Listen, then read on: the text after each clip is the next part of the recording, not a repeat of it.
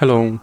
In this video I will show you how to enable Google Assistant to work on lock screen on Samsung Galaxy Tab S6 Lite. So you have to start by opening your Google application, then click on your avatar and now go to settings. Now you have to click on Google Assistant and then click on Hey Google and Voice Match.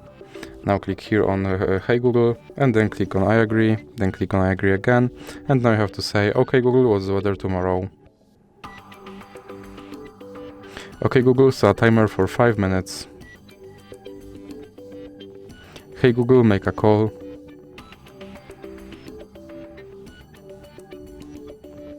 Hey Google, remind me to water my plants every Monday.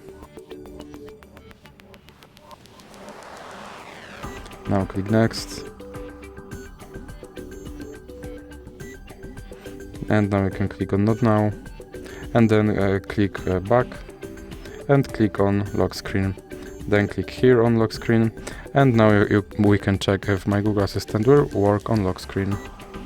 OK Google. And as you can see, my Google Assistant works on lock screen. So that's it for this video. If you liked it, please remember to leave a like and subscribe.